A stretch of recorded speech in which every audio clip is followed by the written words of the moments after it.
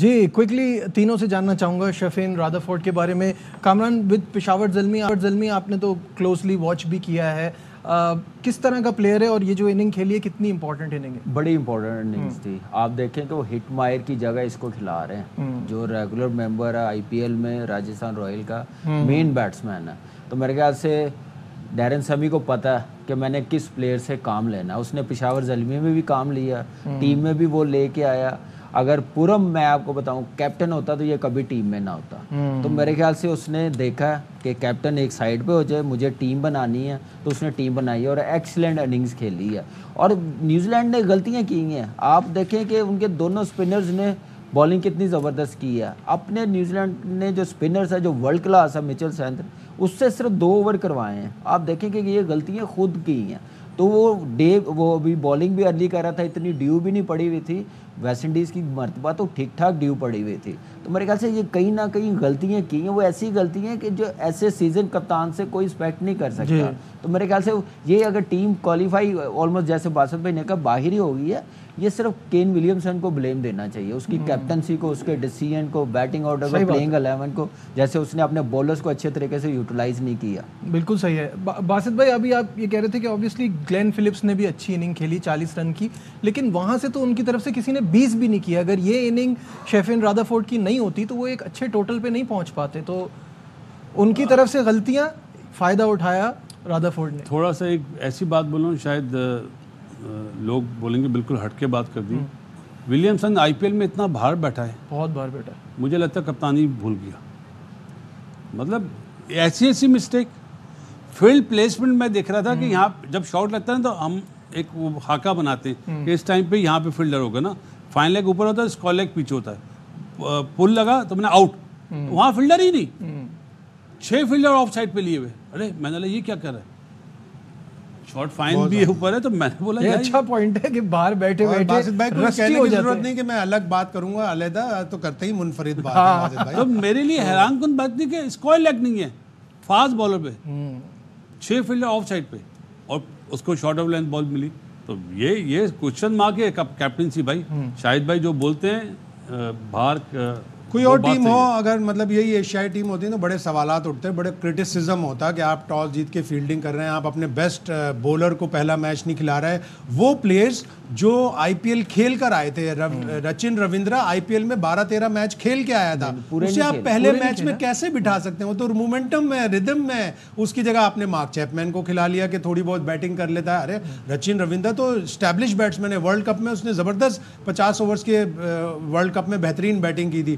تو Kane Williamson deserve کرتا ہے بلیم, اور وہ اتنا ڈیسنٹ آدمی ہے کہ وہ جا کے ریزائن کر دے گا. اور ہاں جی, اب لگتا ہے کہ ٹائم آ گیا, بہت سے لوگوں کو اس سے سبق لینا چاہیے. میرے خیال سے مارک چیپمین کو بھی آج باہر بٹھانا بنتا نہیں تھا, کیونکہ 2 لیفٹ آرم اسپنر سے وہ مڈ آرڈر میں اچھا سیٹل ہوا تھا. جیمی نیشم کو میں سمجھ رہا ہوں کہ کھلانے آل راؤنڈر کی کیٹیگری میں کھلایا, لیکن ان کے پاس بالنگ پھر بھی پوری تھی.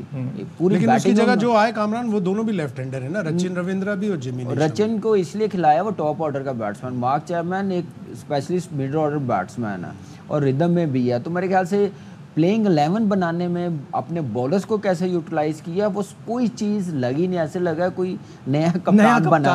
تو اس ٹائپ کی دیکھیں, ہمارا کپتان ہوتا ہے نا, ہم بات کرتے ہیں نا, ہم خوب اڑاتے ہیں نا. نہیں صرف کرکٹ کی اس کی کیپٹنسی کی تھا. اب کین ولیمسن غلطی کر رہا تو ہر کوئی بات کر رہا ہے نا اس کی کیپٹنسی کی, اس سے بات بھی نہیں ہو رہی, سوال کچھ جواب کچھ, یہ ساری چیزیں ہو رہی ہیں. تو میرے خیال سے صاف پتہ چل رہا ہے کہ بات کرکٹ کی کر رہے ہیں, اس کی بہتری کے لیے کر رہے ہیں, نیگیٹو نہ لیا جائے. تو میرے خیال سے اس سے بندہ سیکھتا, خراب نہیں ہوتا. یہ وہ ٹیم ہے, نیوزی لینڈ کی وہ ٹیم ہے جو 2015 کے ورلڈ کپ کے بعد سے ہر وائٹ بال ٹورنامنٹ کے ایٹ لیسٹ سیمی فائنل میں پہنچی ہے. لیکن ابھی 2019 کا فائنل کھیلا, 2021 T20 ورلڈ کپ کا فائنل کھیلا, 2015 ورلڈ کپ کا فائنل کھیلا. اتنی اچھی ٹیم سپر 8 میں باہر ہو جائے تو ہمیں بھی ایک بہانہ مل جائے گا کہ بھائی نیوزی لینڈ بھی باہر ہوئی ہے, ہم بھی باہر ہو گئے. اچھا, آپ اپنے دل کو ایسے تسلی دے رہے ہیں. اس میں ایک چیز اور بھی ایسے نہیں بچ سکتے. مجھے لگتا ہے کہ 10 اوور میں نا لوگوں کی میموریز بہت شارٹ ہیں. 10 اوور میں مجھے ایسا لگا شاید نیوزی لینڈ والے سمجھے ہم میچ جیت گئے. ان کو یہ فیلنگ آ رہی ہے, یہ تو آرام سے چیز ہو جائے گا. اچھا, یہ جو شاہد صاحب بات کریں, ایک سٹیٹ ہے T20 ورلڈ کپ میں جو نیوزی لینڈ کی پرفارمنسز ہیں اوور آل, ان پر ایک نظر ڈالتے ہیں. 2007 میں they manage to reach to the semi final, 2009 میں گروپ سٹیج, 2010 میں گروپ سٹیج, 2012 میں گروپ سٹیج, 2014 میں گروپ سٹیج, اور پھر جیسے شاہد صاحب نے کہا 15 کے بعد ان کی کرکٹ میں تھوڑی بہتری آئی اور پھر یہ 2016 کے سیمی فائنل میں پہنچے, 2021 کا فائنل کھیلا and to my surprise in U A E, جہاں کی کنڈیشن مجھے لگتا ہے ان کو تنگ کرتی ہیں زیادہ, اور 2022 میں سیمی فائنل سب سے بڑے ساؤتھ افریقہ کے ساتھ ساتھ سب سے بڑے انڈر اچیورز ہیں نیوزی لینڈ والے, سب سے بڑے انڈر اچیورز کے انہوں نے صرف 2000 میں ایک چیمپئنز ٹرافی جیتی تھی جو اس وقت ناک آؤٹ ٹورنامنٹ تھا نیروبی میں, اس کے بعد سے کچھ بھی نہیں جیتے, اور یہ ایک جنریشن کے لیے کین ولیمسن, ٹیم سعودی, ٹرینٹ بولٹ آخری آئی سی سی ٹورنامنٹ تھا. بالکل صحیح بات ہے. میرے خیال سے نیوزی لینڈ کی ٹیم کے لیے جو سپن کمبینیشن بنتا تھا نا مچل سینترن کے ساتھ, وہ سوڈی کو کھلانا چاہیے, وہ کنڈیشن کے حساب سے تو یہی سمجھ میں آتا ہے, وہی سمجھ آتی. آئی ڈونٹ نو کیسے اس کو مس کر گئے, اتنے عرصے سے سال لے کے چل رہے ہیں, ہر جگہ کھیل رہا ہے. وہی ایک بندہ تھا جو پاکستان کے خلاف سیریز بھی کھیل رہا تھا, فارم میں تھا. نیوزی لینڈ وہاں دوستی آ رہی تھی. سوڈی بھی وہ ہے اپنا کیا نام ہے, ابرار.